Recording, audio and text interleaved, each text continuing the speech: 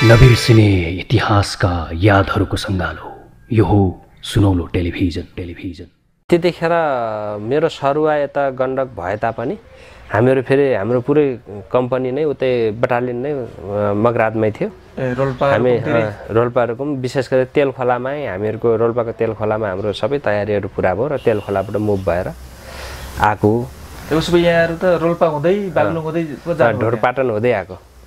त्यति बेला त ठुलो टोली चाहिँ त्यही रोल्पाबाटै रहेछ हैन? लगभग बेनीमा आएको टोटल उतैबाट आएको। यता पूर्वतिरबाट थिएन। पूर्वतिरबाट सामान्य टुकडीहरू स्क्वाडहरू हैन। त्यसपछि जिल्लाका अब सैन्य सङ्गठनका साना टुकडीहरू सहभागी हुने कुरा भयो। तर मेन त्यहाँ फाइटमा आउने शक्ति जति त्यहाँ एसालकै भूमिकामा आउने शक्ति त्यति ठुलो फौज चाहिँ एकै ठाउँ किन बनाइएको रहेछ सायद? हैन, त्यतिखेर हाम्रो जसमा लाग्छ टार्गेट अन्तै थियो।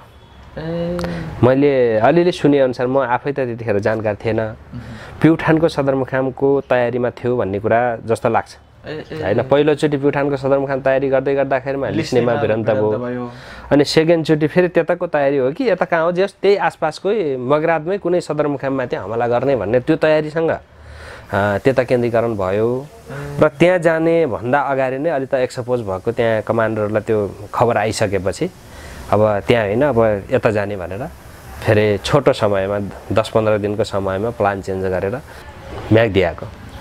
बेनीमा पनि केही सूचनाहरू चाहिँ त्यसरी गएको ब्यारेकमा भन्ने कुराहरू आयो कि होइन? पछि केही सूचना आर्मीले पाएको जस्तो लाग्थ्यो लाग्दैन थियो यहाँहरूलाई?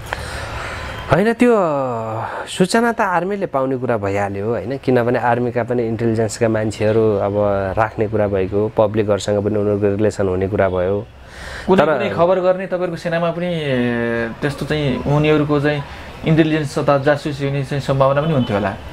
हाम्रो सेनाभित्रै त त्यो अलि सम्भावना कम हुन्थ्यो, किनभने त्यो गर्नको लागि पहिलो कुरा अहिले यस्तो सूचना प्रविधि भएको भए त अब कसले गर्यो, कहाँबाट गऱ्यो, को हो भन्ने कुरा हुन्न थियो। त्यतिखेर त युनिटको त एकदम परिपक्व हुन्थ्यो, त्यो सेनाभित्रैबाट त सम्भव थिएन। तर अब भूगोल पार्टी होइन, त्यसपछि माथिल्लो लेभल कमान्डर भइ हुन सक्थ्यो होइन, माथिल्लो लेभलको कमान्डरले पनि अब त्यो लेभलको कमान्डर पनि थिएन नहोला, तर सम्भावना हुन्थ्यो, किनभने त्यतिखेर सेटेलाइट फोनहरू हुन्थ्यो माथिल्लो लेभलको कमान्डरहरूसँग। अनि त्यो भइसकेपछि अब ल्यान्डलाइन फोन पनि थियो होला त्यति बेला? ल्यान्डलाइन त अब आर्मीहरू सदरमुकाममा त हुने कुरो भइगयो, तर हामीहरूसँग त थिएन। गाउँमा ठाउँमा थिएन, गाउँमा अलि पछि भयो होइन? त्यो त शान्ति प्रक्रियाको सुरुदेखिबाट बल्ल सिडिएमए फोन भन्ने गाउँमा गयो। त्यो चाहिँ अलि विकसित गाउँमा चाहिँ अब आइसकेको थिएन त्यति बेला? थिएन, त्यो अरू सदरमुकामको नजिक हुने कुरा भयो। तर माओवादी प्रभावित क्षेत्रहरूमा सेटेलाइट फोनहरू पनि ठाउँमा राखेको देखिन्थ्यो। त्यस्तो थियो। हजुर। त्यहाँ चाहिँ उसो भए तपाईँहरू बागलुङ हुँदै हजुर बेनीसम्म पुग्नुभयो। त्यहाँ जाँदाखेरि पनि त्यो खाद्यान्नको अभाव के थियो भन्ने कुराहरू गर्नुहुन्छ, तपाईँहरूको तर्फ त्यस्तो भयो? म्याग्दीबाट फर्किँदाखेरिमा त हाम्रो युनिटले त 7 छाकसम्म खाना खाएन। फर्किँदाखेरि जाँदाखेरि त त्यस्तो समस्या भएन?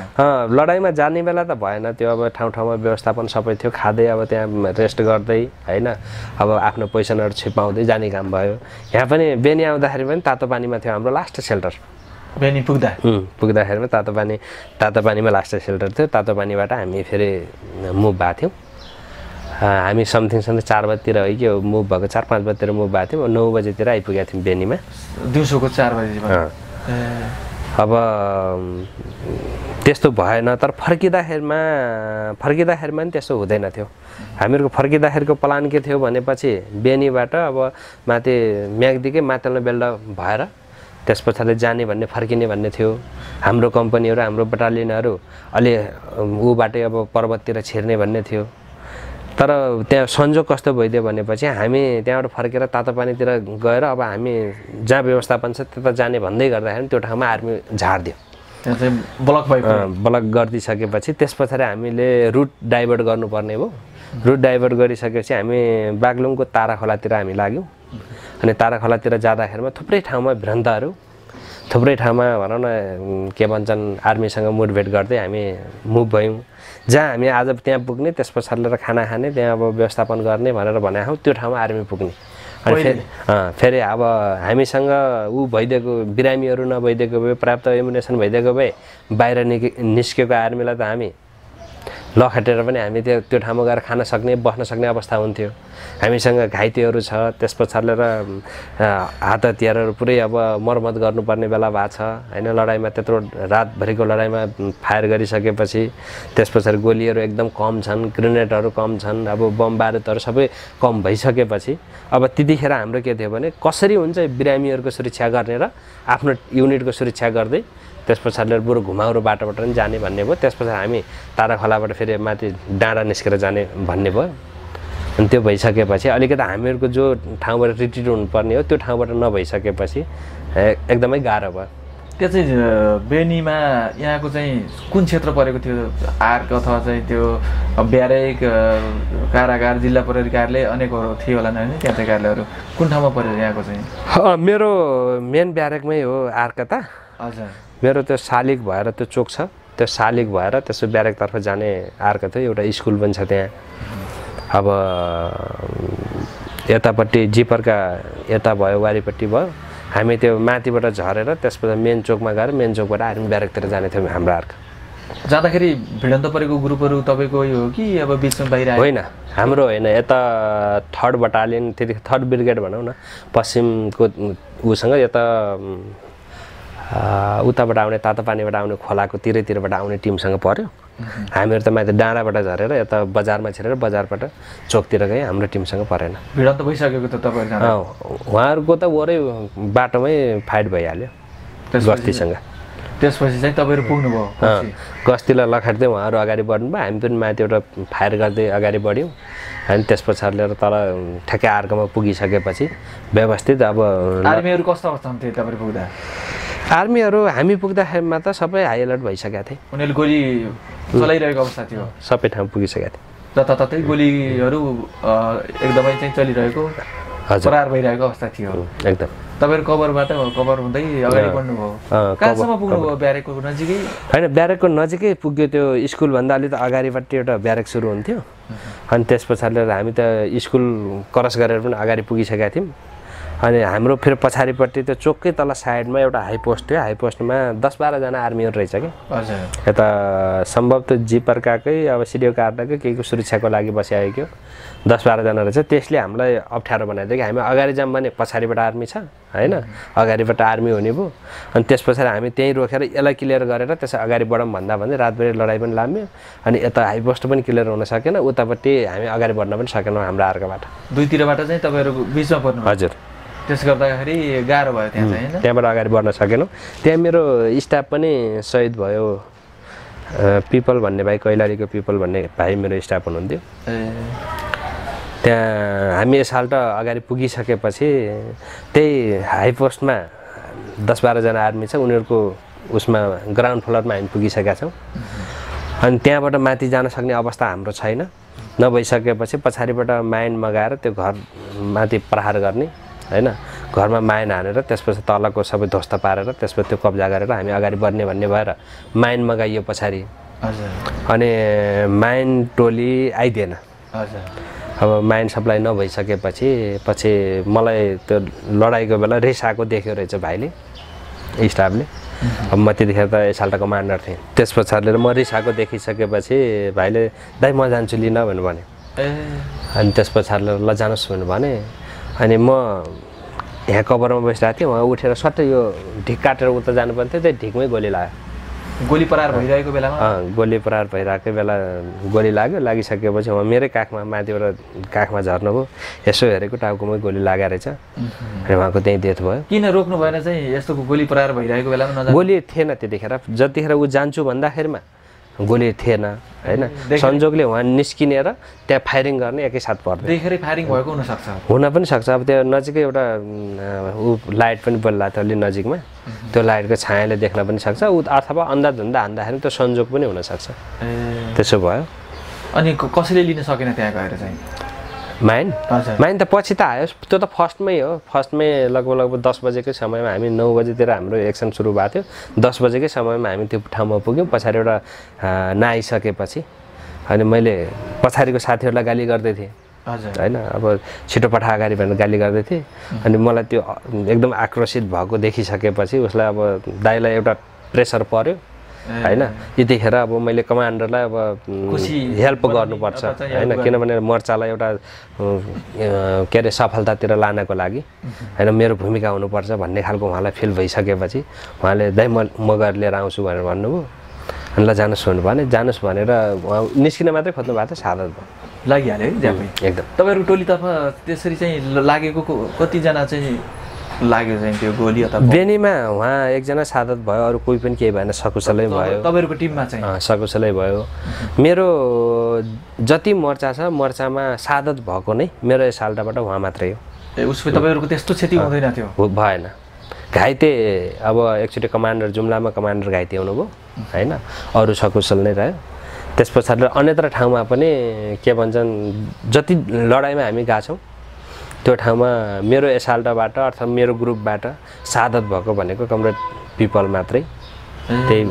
म्याग्दीको बेनीमा म्याग्दीको बेनी अब रुकुमको खारापछिको ठुलो क्षति भएको लडाइँ भनेर चाहिँ सुनिन्छ हो त्यस्तै होइन त्यहाँ चाहिँ ठुलो लडाइँ पनि ठुलो भयो क्षति पनि दोस्रो खारापछिको दोस्रो भनिन्छ हो विशेष गरी त्यहाँ भेरी कर्णालीको ब्रिगेडतिर बढी क्षति भयो भन्ने कुरा सुनिन्छ पश्चिमको किनभने माटेल्नो बेल्टाबाट उहाँहरू झर्नुपर्ने सिधै झर्नुपर्ने थियो आर्मी ब्यारेक तल माथिबाट यसो झर्दाखेरिमा बढी त्यहाँ आर्मीको त्यो भयो कभर पनि थिएन भन्ने खालको छ त्यहाँको साथीहरूसँग अहिले छलफल गर्दा एकदम कभरै थिएन हामी एकदम बालबालले बचेको हो त्यस्तो थियो भूगोल एकदम अप्ठ्यारो थियो भन्ने छ उहाँहरूको अलि बेसी क्षति भयो भन्ने छ दिउँसो अथवा चाहिँ फर्किँदाखेरि त्यो ठाउँमा चाहिँ सिधै हेलिकप्टरबाट हानेकोले आँखै अगाडि पनि लाग्ने र त्यो चाहिँ शरीरहरू टुक्रिने त्यस्तो भयो भन्ने कुराहरू सुनिन्थ्यो तपाईँहरूको टोलीले कतिको गाह्रो बनायो त्यहाँ चाहिँ हेलिकप्टरबाट हामी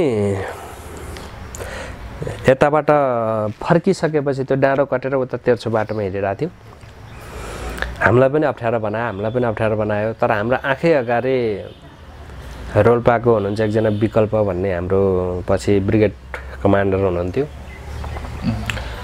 उहाँ जुन घरमा कभर लिएर बस्नु भएको त्यही घरमा बम प्रहार गर्थ्यो ठुलै बम प्रहार गर्दैछ उहाँलाई पनि त्यहाँ बमले उछेटेर तल बारीमा फालिदियो त्यो घर पूर्ण रूपमा ध्वस्त भयो हाम्रो नजिकै होइन अनि त्यहाँ बान्नेका भैँसीहरू त्यस पछाडि गोरुहरू पनि मरे होइन त्यस्तो अवस्था भएको थियो अब त्यस्तो धेरै भयो त्यो फर्किँदाखेरिमा अब देखिने कुरा त धेरै भयो हामीहरूको विशेष गरी नजिकै भन न बम पड्किसकेपछि मान्छेहरू उछेटेर गइरहेको होइन त्यस पछाडि लिएर के भन्छन् त्यहाँ गोरुहरू अब भैँसीहरू अब को अब त्यो चित्कार अब कराएको अब तिनी देख्ने भनेको त्यही एउटा घटना त्यो चाहिँ वास्तै परवाह नगरिकनै अगाडि बढ्यो टोली चाहिँ अनि त्यो सम्भवै थिएन अब किनभने त्यहाँ मान्छेलाई नै जोगाउन गाह्रो थियो भनेपछि अब पशुपन्छी भन्ने कुरा त अब मान्छेभन्दा सेकेन्ड प्राणी भयो त्यो भएर हामीले त्यता सोध्ने कुरा पनि भएन रोकिने कुरा पनि भएन त्यहाँ जसरी हुन्छ कभर दिने अब हेलिकप्टर आउँदा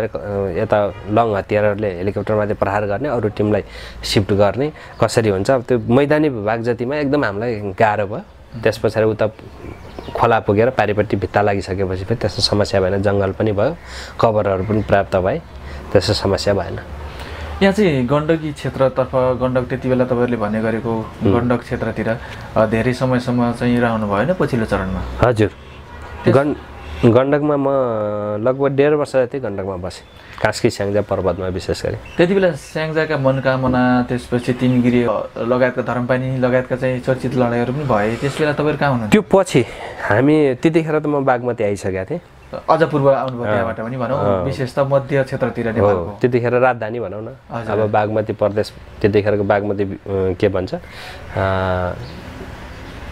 के अरे अञ्चल भन्थ्यो बागमती अञ्चल अन्तर्गत म त्यतिखेर तामसालिनमा आइपुगेको थिएँ विशेष गरी मेरो कार्यक्षेत्रकै रूपमा नुवाकोट थियो तर सैन्य फिल्ड भएको हिसाबले अब नुवाकोट धादिङ अब सिन्धुपाल्चोक काठमाडौँ भक्तपुर ललितपुर अब यो रेन्जमा हामीले मुभ गर्थ्यौँ नुवाकोटमा त त्यस्तो चाहिँ खासै त्यो लडाइँ अथवा भिडन्त केही पनि भएन होला होइन खासै त्यहाँ घटना भयो सुनिन्न ठुलो भिडन्तहरू त भएनन् तर सानो सानो प्रहरी चौकी त अब तारुकाको प्रहरी चौकी दिउँसै कब्जा गरे साथीहरूले नुवाकोटमै पर्यो त्यो त्यस पछाडि लिएर माथि फिकुरीमा भयो होइन त्यस पछाडि लिएर एउटा सायद उसमा पनि हो कि जस्तो लाग्छ तादी गरेर 3-4वटा चौकीहरू कब्जा भए तर त्यस्तो ठुलो आर्मीसँगै ठुलो भएन सामान्य एम्बुसहरू त्यस पछाडि लिएर अब सामान्य अब के भन्छन् हाम्रो मिनी रेड भन्ने सिस्टम थियो त्यतिखेर आर्मी क्याम्प नजिकै जाने त्यसो 1-2 राउन्ड अब गोली हानिदिने अनि रातभरि आर्मीलाई फायर गर्न लगाउने आफू गएर सुत्ने अब त्यस्ता खालका अब घटनाहरू त भए त्यो कब्जा बिनाकोलाई मिनी रेड भन्ने मिनी रेड जिस्काउने आर्मीहरूलाई जिस्काउने एकचोटि हामी तारादल गहन थियो 35 किलोमा त्यतिखेर तारादल गहन बस्थ्यो अब एकचोटि जिस्काउन जाउँ त भन्ने भयो त्यो सामान्य एउटा साथीभाइहरूमै प्लान बनाएर नजिकै गएर एक म्यागजिन हामीले गलिल हानेर फर्क्यौँ रातभरि फायर गऱ्यौँ गलिल खर्च गर्नुभयो एक म्यागजिन एक म्यागजिन गलिल फायर गरेर हामी फर्क्यौँ रातभरि फायर गऱ्यौँ अनि त्यसपछि अर्को दिन तल आएर हाम्रो पार्टी सदस्य हुनुहुन्थ्यो 35 किलोमा उहाँ आएर के भन्दो रहेछ अरे होइन यो पासाङको सेना आवे ध्वस्ती पार्थ्यो पासाङको सेना होइन रहेछ यहीँका झारहरू रहेछन् एकछिन आयो त्यस पछाडि लिएर फायर गऱ्यो अनि फर्केँ भनेर भन्यो भन्ने कुरा गर्नु आर्मीले त्यही सोच्यो होइन यो चाहिँ लड्नभन्दा पनि जिस्कुने आएको भन्ने बुझ्यो होइन उनको बुझाइ के परेछ भनेपछि अब आक्रमण गर्नै आए तर पासाङको स्पेसल सेना होइन रहेछ अहिले सामान्य खालका सेनाहरू रहेछन् आए अब हामीले फायर गरेपछि डराए भागे भन्ने खालको उहाँहरूलाई त्यस्तो खालको परेको रहेछ त्यस्तो चाहिँ खबर आयो होइन त्यहाँबाट पछि त्यस्तो खबर आइपुग्यो विशेष धादिङमा चाहिँ भयो होइन धेरै भिडान्तहरू त यो क्षेत्रको धादिङ र चितवन हजुर लगायतका ठाउँहरूमा गोर्खातिर चाहिँ बढी भयो हामीहरूले हाम्रो 12औं बटालियनको त्यतिखेर कार्यक्षेत्र विशेष गरी नुवाकोटलाई केन्द्र बनाएर नुवाकोट रसुवा धादिङलाई केन्द्र बनाएर आयो र त्यतिखेर हामी दुईटा लडाइँ एकदम आर्मीको नजिक गएर आर्मी नआइदिएर हामी फर्किनु पर्यो एउटा धादिङको खरेमा त्यहाँ मेजर लगभग हप्तामा एकपटक 2 पटक आफ्नो युनिटसहित तल बजारमा खरे बजारमा आउँछ भन्ने खबर आयो त्यसपछि हामी खरे बजारमै गएर 2 दिनसम्म हामी बजारमै गएर बस्यौँ त्यो मेजर सहितको टिमलाई कमान्डो गर्ने कब्जा गर्ने भनेर थोरै टोली 20-22 जना आउँथ्यो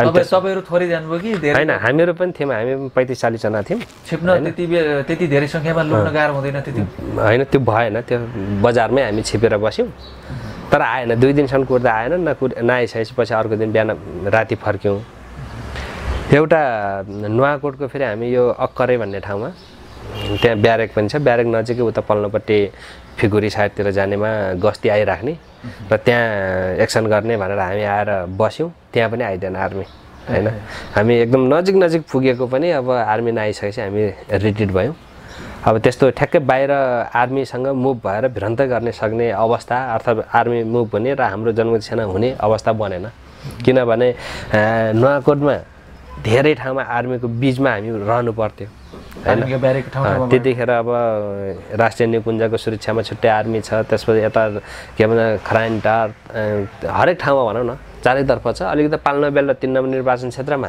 थिएन अहिलेको किस्पाङ मेगाङ र तारुका यसमा आर्मी ब्यारेक थिएन यतापट्टि त सबै ठाउँ सदरमुकामदेखि यता काठमाडौँ साइडतिर बलियो उनीहरूले आधार बनाएर बसेका थिए किनभने केन्द्रीय सुरक्षाको लागि पनि अब राजधानीको सुरक्षाको लागि पनि त्यो भूगोल त उनीहरूको लागि अब एउटा सामरिक महत्त्वको भूमिका के अरे भूगोल भयो त्यो भइसकेपछि उनीहरू अलि बाक्लो उपस्थिति थियो आर्मीको यहाँ चाहिँ राजधानीको नजिक कार्यक्षेत्र लिएर लामो समय बसेको हुनाले पनि यो काठमाडौँ उपत्यकाको चाहिँ सम्पूर्ण कुराहरू यहाँले जानकारीमा थियो होला नि त्यति बेला पनि मोटामोटी थियो अब सबै त थिएन कतिको आउनुहुन्थ्यो यो क्षेत्रमा अन्य भेष बदलेर अथवा चाहिँ माओवादी नचिनिने गरे होइन काठमाडौँमा एकैचोटि आएको छु हजुर होइन अब एक्सनकै लागि प्लान बनाएर त्यसपछि आउने कुरा त साँखुपराट चौकी कब्जा गर्ने बेला आइयो होइन त्यसको रेकीको लागि आइयो अरू आइयो तर त्यतिखेर योजना बेगर र आकस्मिकतामा एकचोटि काठमाडौँ आइपुग्नुपर्ने बाध्यकारी अवस्था बन्यो हामी कुमरीमा बसेका थियौँ र कुमरीबाट यो ककनीको ओल्नो बेल्लातिर एम्बुस गर्ने ठाउँ हेर्ने भनेर भूगोल हेर्ने भने हामी त्यहाँ गाडी चढेर आयौँ अनि मलाई थाहा के थियो भनेपछि खानी खोला झर्ने भन्ने मात्रै थाहा थियो कमान्डरहरूसँग त्यही प्लान बनाएर आएको जुन ठाउँमा खानी खोलामा झर्ने भन्ने ठाउँमा 77 टन्नै छ मसँग माउजर पनि छ चाइनिज पिस्तौल सानो चाइनिज पिस्तौल पनि छ अनि त्यस पछाडि लिएर त्यहाँ झर्ने हो भने त कहाँबाट आइस भनेर यसो खानतलासी गरिदियो भने त त्यहाँ त समस्या हुने भयो त्योभन्दा अगाडिको यता काठमाडौँ आउने भूगोल मलाई केही पनि थाहा छैन मसँग एकजना भाइ हुनुहुन्छ अनि गुरुजीले के भन्नुभयो भने तपाईँ यहाँ झर्ने भने होइन भन्नुभयो होइन तल दिदी कहाँ जाने भनेको अब अहिले सिधै काठमाडौँ जाने फर्किँदा अब पस्नु पर्ला भनेर गाडीबाट नझरेर आइयो अगाडि आइसकेपछि कहाँ आर्मी छ, कहाँ झर्ने, कहाँबाट कता जाने भन्ने कुरो कुनै भूगोल थाहा नभएकोले सिधै काठमाडौँ आइयो। र त्यतिखेर 3 पिप्लेमा र मुर्खुमा 2 ठाउँमा एकदम टायर्ड चेक, हतियारसहित काठमाडौँ आउनुभयो। एकदम टायर्ड चेक। बिचमा चाहिँ तर संजोग कस्तो पर्दियो भनेपछि माथि मैले एउटा टायर्ड टी सर्ट लगाएको थिएँ, तल जिन्स प्यान्ट थियो होइन। त्यसो म गाडीमा आउँदै गर्दाखेरि मैले टार्गेट के गरेँ भनेपछि होइन यो हतियार यहाँ कम्मरमा राखेँ भने त अहिले कतै न कतै चेक हुन्छ, कम्मरमा राख्नुहुन्न भनेर पछाडि पर्सको बिचमा हालेँ। बाहिरपट्टि पर्सभन्दा भित्रबाट माउजर हालेँ, अटायो। सानो माउजर अट्छ फेरि, सानो माउजर त्यो चाइनिज पिस्तल, यो प्रायः अहिले प्रहरीहरूले डिएसपी लेभलका प्रहरीहरूले बोक्ने सानो हुन्छ त्यो माउजर। अनि त्यस पछाडि लिएर यसो हेऱ्यो तल खुट्टादेखि माथिसम्म त्यो चेक गर्ने आर्मीले हेऱ्यो, तल पनि जिन्स प्यान्ट छ, माथि पनि टाइट टी सर्ट छ। त्यो भइसक्यो योसँग त के होला र भन्ने भयो होला। त्यसै कहाँ नि भने सोध्यो, काठमाडौँ जाने सर भने, घर कहाँ हो भने। अनि त्यसपछि म नुवाकोट भने, नुवाकोट कुन ठाउँ भने, मकैचौर भने। ए त्यही भएर तेरो बोली अलि त्यहाँको ऊ जस्तो रहेछ, के अरे नेवार होस् भन्नु भने। नेवार त होइन, नेवार बस्तीमै भएकोले त्यस्तै ऊ आउँछ भने। रोल्पाको बोली र यो नेवारहरूको अलिअलि टोन मिल्ने। अनि त्यस पछाडि लिएर यसो हेऱ्यो, हेरिसकेपछि यस केही छैन भन्ने मानेर लजा भन्नु पठायो। काठमाडौँ आइयो। मसँगै फेरि एकजना बिरमान भन्ने सिन्धुपाल्चोकको भाइ हुनुहुन्थ्यो, उहाँलाई पनि त्यो भूगोल थाहा नभएको, अहिले शहीद हुनुभयो। उहाँ मकनपुरको झुरझुरे लडाइँमा शहीद हुनुभयो। अनि उहाँले यस्तै माथि मैले लगाएको यस्तै एउटा सामान्य ज्याकेट लाउनु भएको थियो। अनि त्यो ज्याकेट देखिसकेपछि पुरै उहाँको खानतलासी गर्यो, उहाँसँग केही पनि थिएन, केही थिएन। अनि त्यसमा मलाई वारी आइसकेको छु, पब्लिकहरू साथ चेकिङ कटेर पनि वारी आइसक्यो। उहाँलाई चेक गर्दै गरेर देखेर ओहो भाइलाई समात्यो भने त त्यो पनि हो भने भाइले भनिदियो भनेपछि मलाई पनि यसो गर्छ कि भन्ने त्यो यसो साइकोलोजी त्यो परिराखा। तर तलतिर भूगोल पनि हेरिरहेको छु। अब जे भए पनि काठमाडौँमै भए पनि भाग्नुपर्छ, यहाँबाट तल जानुपर्छ। त्यस पछाडि पब्लिकहरूलाई म फलाना मान्छे हो, यहाँबाट नुवाकोट जाने बाटो देखाऊ भनेर त्यस पछाडि लिएर नुवाकोट निस्किनुपर्छ भन्ने माइन्ड बनाइरहेको छु। त्यति गर्दाखेरि पछि ठ्याक्कै भाइलाई पनि छोडिदियो। केही नभएपछि केही भएन, उहाँलाई छोडिदियो। त्यसो गरी आउनुभयो। अनि आइसकेपछि त्यतिखेर उहाँको दिदीहरू सायद यो बाइपासभन्दा भित्रपट्टि सुकुम्बासी बस्ती आसपासतिर कहाँनिर बस्नुहुने रहेछ। हामी त्यहाँ गयौँ। अनि दिदीले किन आएको तिमीहरू यस्तो सङ्कटकालको बेला अनि भनेर गाली गर्नुभयो। हत्तनपत्त खाना खायौँ। अनि त्यसपछि फेरि हामी बाइपासमा पुगेर बाइपासबाट बाइपासबाट एउटा त्यतिखेर यति बाक्लो सोल भएको कालो चप्पल, माथि यस्तो लक गर्ने भएको चप्पल भर्खर फेसनमा आएको थियो कि। अनि त्यो एउटा चप्पल किनेँ मैले। अनि त्यही चप्पल बोकेर फर्केर गएको। अनि फर्केर जाँदाखेरि पनि त्यही आर्मी नै रहेछ, ऊ के भन्छ त्यहाँ ड्युटीमा। हामी लगभग आधा घन्टा 1 घन्टाको बिचमा फर्किहाल्यौँ। उही रहेछ। अनि छिटै आइस् त भाइ भनेर भन्यो फेरि दोहोऱ्याएर उसले। सर मलाई यो रहर लाग्थ्यो यो चप्पल किन्न, तेरो चप्पल किन्न आएको भने। ल तेरो गाउँमा माओवादी आयो भने भन है, त्यो खबर गर है भन्नु। हस् सर भन्ने। त्यस पछाडि हामी निस्क्यौँ। त्यस्तो त्यो संजोग बनाएको एउटा। यदि तपाईँको पर्स चेक भएको भए होइन, खल्ती पछाडिको खल्तीमा हात मात्रै लगिदिएको भए म त्यतिखेर सायद अब आर्मीले बेपत्ता नै बनाउँथ्यो होला। त्यो संयोग हो होइन सबै कुरा? संयोग, अब संयोगले भनौँ न। कहिलेकाहीँ त्यस्तो पनि हुन्छ, कहिलेकाहीँ नसोचेको पनि हुन्छ। हो त्यतिखेर भूगोल अहिलेको जस्तो मात्रै भूगोल थाहा भइदिएको भए हामी वारिपट्टि आएरै झरेर त्यसो तल झरेर हामी पैदल भए भने उता जान्थ्यौँ। तर त्यो भूगोल के ज्ञानै छैन कि यो कुन ठाउँ हो भन्ने कुरै थाहा छैन होइन। त्यस पछाडि लिएर हामी बाध्यकारी अवस्थामा काठमाडौँ आउनुपर्ने स्थिति भयो कि। त्यहाँ चाहिँ ओर्लिने भएन अवस्था चाहिँ भएन। त्यसपछि त यहाँ चाहिँ अब पछिल्लो कालमा चाहिँ राजनीतिसँग निरन्तर जोडिरहनु भएको छ। यो बहुमत पार्टीमा रहेर चाहिँ जब तपाईँहरू पार्टी अलग अलग हुँदै आयो, क्रियाशील हुनुहुन्छ। तपाईँहरूको पार्टीको योजना चाहिँ के छ अलिक छोटकरीमा बताइदिनुहोस्, त्यसपछि हामी कार्यक्रम बन्द गर्नेछौँ।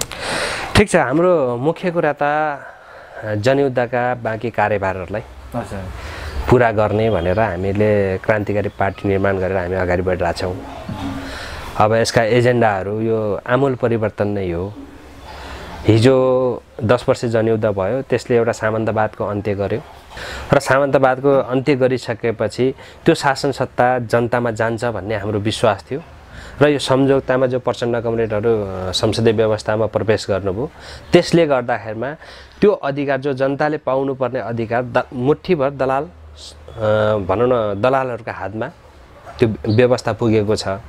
र हाम्रो कुरा के छ भन्नुहुन्छ भनेपछि भनौँ न अधिकार जनताले अर्थात् जनताको लेभलमा ग्रास लेभलमा भुइँ मान्छे भनौँ होइन यिनीहरूको हातमा अधिकार सम्पन्न बनाउने गरेर यो व्यवस्थालाई चेन्ज गर्नुपर्छ भन्ने हाम्रो कुरा छ होइन र हामी निरन्तर रूपमा त्यही अनुसार अगाडि बढिरहेछौँ र अहिले हामीले वैज्ञानिक समाजवादी क्रान्तिको रणनीतिक के भन्छ नारासहित हामी अगाडि बढिरहेका छौँ र हाम्रो वैज्ञानिक समाजवाद भयो भने मात्रै अबको भनौँ न समग्र भनौँ न परिवर्तन हुन्छ र सबैले अधिकार पाउँछन् भन्नेमा हामी विश्वस्त छौँ र त्यही उसमा मोर्चामा अगाडि बढिरहेछौँ। यहाँहरूको अब अधिवेशन गर्ने पनि योजना रहेको कुराहरू गर्नुभएको थियो, यो चाहिँ फिक्सै हुन्छ कि सर्न पनि सक्छ नीति के होइन? फिक्स नै हुन्छ। हामीहरूको पुसको 11 देखि हामीले 16 गतेसम्म बुटवलमा 9 महाधिवेशन हामीले सम्पन्न गर्ने तयारीमा छौँ र त्यही महाधिवेशनकै तयारीमा अहिले हामी जुटिरहेछौँ र सबै सङ्गठनहरू सबै घटकहरू होइन सिङ्गो पार्टी नै महाधिवेशनको तयारीमा छ। पार्टी एकताको कुरा तपाईँहरू चाहिँ वैद्य जो मोहन वैद्य हुनुहुन्छ उहाँसँग रहेर उहाँको पार्टीसँग पनि एकता गर्नुभयो र पछि फेरि चाहिँ यहाँहरू छुट्टिनुभयो, नेत्र विक्रम चन्द्रसँगै छुटेर आउनुभएको हो। फेरि एकता गर्ने अथवा चाहिँ कुनै त्यो पार्टी अलिक सुदृढ बनाउने त्यो योजना चाहिँ अब आउँछ कि महाधिवेशनबाट त्यो पारित हुन्छ कि कस्तो कार्यनीति आउला जस्तो चाहिँ अनुमान गर्न सकिन्छ? ठिक छ, अब कुरा उठाइसक्नुभयो। हजुर, विशेष गरी हामी अहिलेसम्म पार्टी फुट र विभाजन मुख्यतः परिवर्तनको खोजीका लागि फुट र विभाजन भएको छ। समग्र रूपमा भनौँ, यो अब अलि लामो पनि भइसक्यो भिडियो, अलि छोटो छोटोमा भनौँ। हजुर, विप्लवसँगको हाम्रो विभाजन पनि मुख्यतः 10 वर्ष जनयुद्धका बाँकी कार्यभार पुरा गर्ने गरेर क्रान्तिलाई कम्प्लिट गर्ने गरेर सर्वहारा वर्गको मुक्ति, गरिब किसान होइन त्यस पछाडि सुकुम्बासीहरूको अधिकार सुनिश्चित गर्न, दलितहरूको अधिकार सुनिश्चित गर्नको लागि भनौँ न मुख्यतः आमूल परिवर्तन नै अहिलेको प्रमुख एजेन्डा हो भन्ने हिसाबले नै हामीले के गर्यौँ भने विप्लवसँग पार्टी विभाजन गऱ्यौँ। विप्लव कमरेडहरूले जब शान्ति प्रक्रियामा आइसके 3 बुँदे समझदारी भइसकेपछि उहाँहरू कसरी हुन्छ घुमाउरो ढङ्गले संसदीय व्यवस्थामा प्रवेश गर्ने उहाँहरूको योजना बन्यो र त्यो योजनालाई हामीले लत्याउँदै हामीले क्रान्तिकारी पार्टी निर्माण गऱ्यौँ धर्मेन्द्र वास्तोला कमरेड कञ्चनको नेतृत्वमा। र हामी 1 वर्ष हामीले पार्टी चलाउँदै गर्दाखेरिमा अर्थात् पार्टी मुभ गर्दै गर्दाखेरिमा हामीले थुप्रै कम्युनिस्ट आन्दोलनको समीक्षा गऱ्यौँ हैन। मुख्यतः नेपालको सन्दर्भमा क्रान्तिकारी आन्दोलनहरू सही ट्र्याकमा जान नसक्नुको मुख्य कारण भनेकै पार्टी फुट र विभाजन हो हैन। र यो फुट र विभाजनलाई कसरी रोक्न सकिन्छ भन्नेतिरबाट पनि हामीले बहस गऱ्यौँ। र यतापट्टि अहिलेको वस्तुगत अवस्था, क्रान्तिको लागि वस्तुगत अवस्था राम्रो बन्दै गयो, तयार हुँदै गयो र क्रान्तिकारी शक्तिहरूको आत्मगत अवस्था एकदम कमजोर भयो। र कमजोर हुनुको मुख्य कारण भनेकै फुट र विभाजनले गर्दा भनौँ न कमजोर भयो। त्यो कारणले गर्दा क्रान्तिकारी शक्तिहरू बीचमा पहिलो कुरा एकता गर्नुपर्छ भन्ने हामीले एकसूत्रीय ढङ्गले हामीले त्यो डिसिजनसहित हामीले एकता गर्ने भनेर अगाडि बढ्यौँ।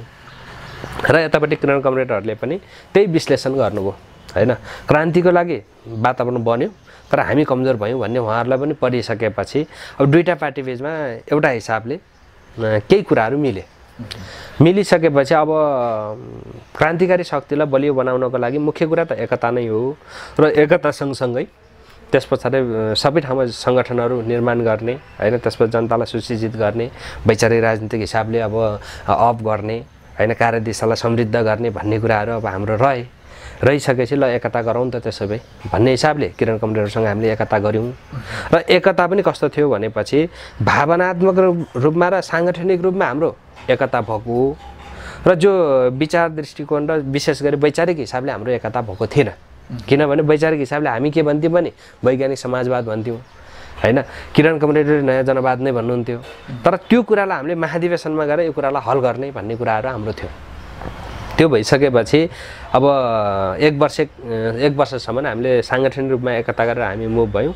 र 1 वर्षको हाम्रो कार्यकाल कस्तो भइदियो भनेपछि यो पुरै अस्तव्यस्त के कुनै प्लान नहुने कुनै अब योजना नहुने अब कुनै कार्यक्रम गर्दाखेरिमा पनि त्यसको सबै ठाउँमा सम्प्रेषण नहुने हैन कसको भूमिका के रहने भन्ने कुरा यो कुनै प्लान बेगर 1 वर्षको कार्यकाल बिताइयो र हामीहरूको चाहना के थियो भने छिटोभन्दा छिटो महाधिवेशन गरेर यसलाई एउटा ढङ्गले अब हल गर्नुपर्छ मान्छेहरूलाई भनौँ न सांगठनिक रूपमा चलायमान बनाउन सकेन भने मान्छेहरू निराश हुन्छ त्यस पछाडि लिएर क्रान्तिलाई पनि अगाडि बढाउन सकिँदैन हाम्रा कार्यक्रमहरूलाई पनि प्रभावकारी ढङ्गले गर्न सकिन्न भन्नेमा हामीहरू थियौँ र किरण कमरेडहरू फेरि के चाहनुहुन्थ्यो भने जति सकिन्छ अलि महाधिवेशनलाई लामो गर्नेतिर उहाँहरूको सोचाइ थियो हामीले पहिला पुसमा गरौँ अरे फागुनमा गरौँ भन्नुभयो उहाँहरूले सकिँदैन भ्याइन्न भन्नुभयो के अरे जेठमा गरौँ भन्नुभयो अनि फेरि जेठमा अब महाधिवेशनको तयारी गर्ने भनेर लाग्यो जेठमा पनि भ्याइन्न भन्नुभयो फेरि साउनमा सार्नुभयो अनि साउनमा पनि भ्याइन्न भन्नुभयो त्यस पछाडि लिएर के अरे मङ्सिरतिर गरौँ भन्न थाल्नुभयो त्यसपछि उहाँहरूको एकपछि अर्को सार्ने कामहरू भयो र त्यो थिँदै थियो त्यो भए तापनि ठिक छ अब 6 महिना 7 महिना पर्खिँदा कौन चाहिँ ठुलो कुरो भएर एउटा विचार निर्माणको कुरा हो महाधिवेशन भनेको एउटा भनौँ न सधैँभरि गर्ने कुरा होइन त्यो भएर अलि व्यवस्थितसँग गरौँ भन्ने कुरामा हामी थियौँ र कार्तिकको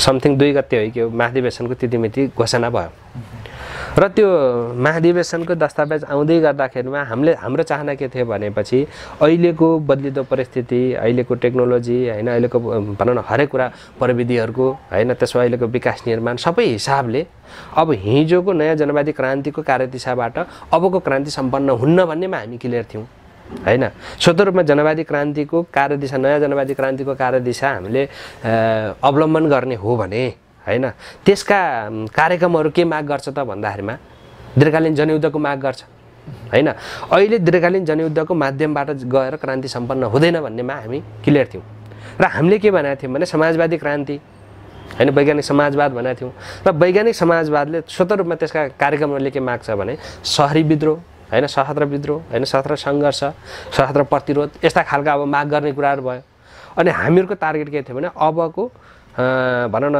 समग्र के भन्छ यहाँका व्यतिथिहरूका विरुद्धमा एउटा सङ्घर्ष गरेर सङ्घर्षद्वारा अब राज्यसत्ता कब्जा गर्न सकिन्छ भन्नेतिरबाट हामीहरूको यो खालको एक प्रकारको प्लानहरू हाम्रो बनिरहेको थियो तर उहाँहरूले दस्तावेज ल्याउँदाखेरि के गर्नुभयो भनेपछि नयाँ जनवादी क्रान्तिबाट अपहिन्छ अर्थात् उहाँले किरणले पहिले भनेकै कुरा के थियो भने एकता सङ्घर्ष रूपान्तरण मुख्य कुरा रूपान्तरण नै हो हैन हामीहरूका कतिपय हिजोका यथास्थिति जससूत्रवाद यस्ता कारणले गर्दाखेरिमा हाम्रो क्रान्तिकारी आन्दोलनले गति लिन सकेन त्यो भएर हामी रूपान्तरण हुनुपर्छ ट्रान्सफर्म हुनुपर्छ भन्ने खालको किरण कमरेडको बारम्बार भएस आउँथ्यो र हामीले त्यो उहाँले त्यो भन्दै गर्दाखेरि हामीले के बुझाएको थियौँ भनेपछि कार्यदिशामा पनि अफ हुन्छ कार्यक्रममा पनि अफ हुन्छ र एउटा ढङ्गले अब वैज्ञानिक समाजवादी क्रान्तिको कार्यदिशामा किरण कमरेडले नै दस्तावेज ल्याउनुहुन्छ र अब त्यो ढङ्गले अगाडि बढिदिन्छ भन्नेमा हामी ढुक्क थियौँ र उहाँले दस्तावेज नयाँ जनवादी क्रान्ति नै भनेर आउनुभयो र त्यतिखेर हामीले दुईटा पार्टी बीचमा एकता हुँदाखेरिमा एउटा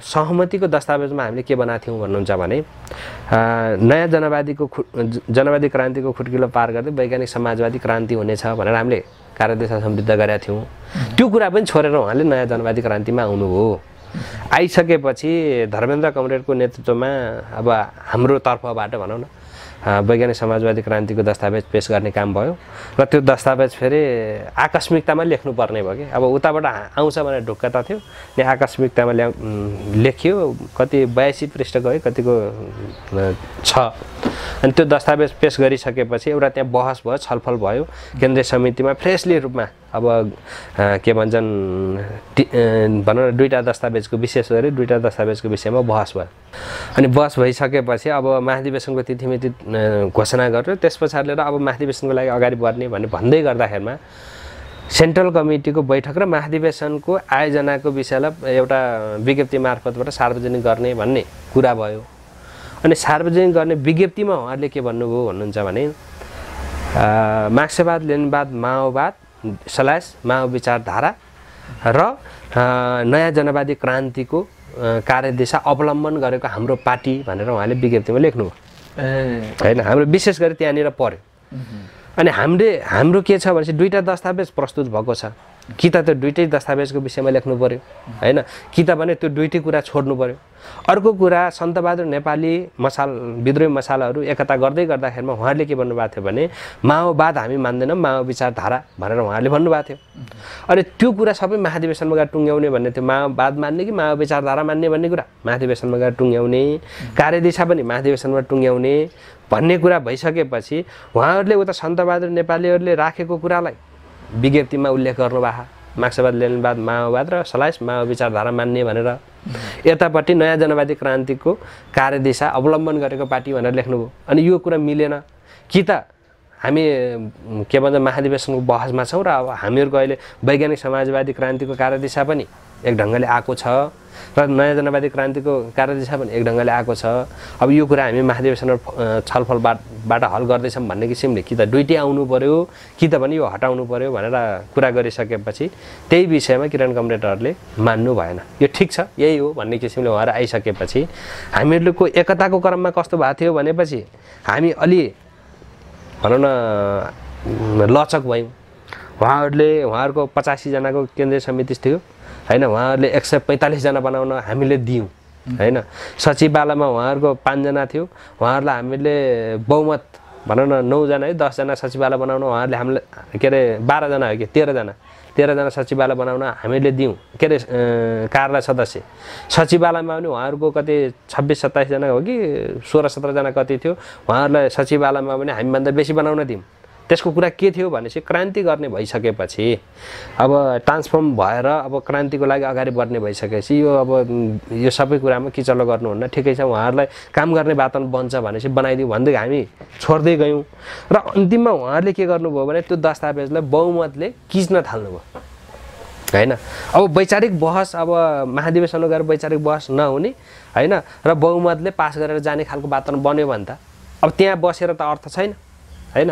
अब हामी त्यसपछि हामीले त्यो विज्ञप्तिमा पनि हामीले कमेन्ट गऱ्यौँ र कार्यदिशाकै विषयमा पनि अब दस्तावेज पहिला सिसीको बैठकले महाधिवेशन आयोजक समितिको बैठकले यो दुईटै दस्तावेज तलसम्म लाने भन्ने निर्णय गर्यो र उहाँहरूले कार्यालयको बैठकमा उहाँहरू 19 जनामा हाम्रो यतापट्टि 6 जना मात्रै, वैज्ञानिक समाजवादी क्रान्तिको कार्यदिशामा 6 जना मात्रै हुनुभयो, अरू टोटल उता भयो। अनि यो ठिक छ, यसलाई लानु हुँदैन, यो पछि लाने लगे पनि पछि लाने, अहिले सँगसँगै लानुहुन्न भन्ने किसिमले दस्तावेज पनि नलाने स्थिति भइसकेपछि अब यहाँ बसेर समय बर्बाद मात्रै हो, वेस्टेज मात्रै हो, क्रान्तिकारी आन्दोलनलाई थप अब विसर्जन गर्ने कुरा मात्रै हो। त्यो कारणले गर्दा अब हामी यता लाग्नुहुन्न, हामी पूर्व बहुमतलाई बिउज्याएर त्यस पछाडि लिएर क्रान्तिकारी आन्दोलनलाई अगाडि बढाउनुपर्छ भन्ने हेतुका साथमा हामीले पार्टी पुनर्गठन गरेका हौँ हैन। पूर्ण रूपमा एकता भइसकेको थिएन, वैचारिक एकता बाँकी नै थियो र वैचारिक एकता नहुँदै अब जो साङ्गठनिक र भावनात्मक रूपमा हामीले जो एउटा एकता भएको थियो त्यो एकतालाई हामीले त्यहीँ थाती राखेर हामीले आफ्नो पार्टीलाई सबै आउनुभयो, त्यहाँबाट चाहिँ जति जानुभएको थियो सबै आउनुभयो कि होइन? केही अब तल्लो लेभलका साथीहरू केही उताबाट पनि यता जोडिनु भएको छ। जिल्लामा हेर्दाखेरिमा माथिल्लो लेभलकोमा हाम्रो हेमन्त प्रकाश ओली कमरेड सुदर्शन उहाँ उतै बस्नुभयो र उहाँसँग लगभग 12-13 जना आयोजक समितिका साथीहरू, 3-4 जना सचिवालयका साथीहरू गरेर लगभग 14-15 जना साथीहरू छुट्नुभयो त। अब चाहिँ तपाईँहरूको यो महाधिवेशनले सबै कुराहरूको टुङ्गो लगाउँछ है? हजुर। अब मुख्य कुरा त हामी वैचारिक बहसमा छौँ, कार्यदिशाको बहसमा छौँ। अब तथ्यसङ्गत साइन्टिफिक हिसाबले वैज्ञानिक हिसाबले हामीले अहिलेको खोज अनुसन्धान गरेर सही खालको कार्यदिशा, अबको रेभोल्युसनको नेतृत्व गर्ने खालको कार्यदिशा, त्यो खालको निर्माण गरेर हामी अगाडि बढ्नुपर्छ र सबै अब क्रान्तिकारी शक्तिहरूलाई अब ध्रुवीकृत गर्नुपर्छ भन्ने चाहिँ हिजो मात्रै पनि अस्ति मात्रै पनि 3टा पार्टी बिचमा एकता भयो। अब भलै अब उहाँहरूको पार्टी नै बनि नसके पनि एउटा सानो एउटा अब समूह बनाएर बस्नु भएको थियो, त्यो समूहसँग एकता प्रक्रिया सुरु भएको छ र अझै पनि केही साथीहरूसँग बहस छलफलमै छौँ हैन। मुख्य कुरा हामीले के छ भने अबको क्रान्तिकारी आन्दोलनको केन्द्र हाम्रो पार्टीलाई बनाएर जानुपर्छ भन्नेमा हामी छौँ र ती अनुसारको हाम्रो बहस छलफल र सबै घटकहरूसँग हाम्रो भइरहेकै छ।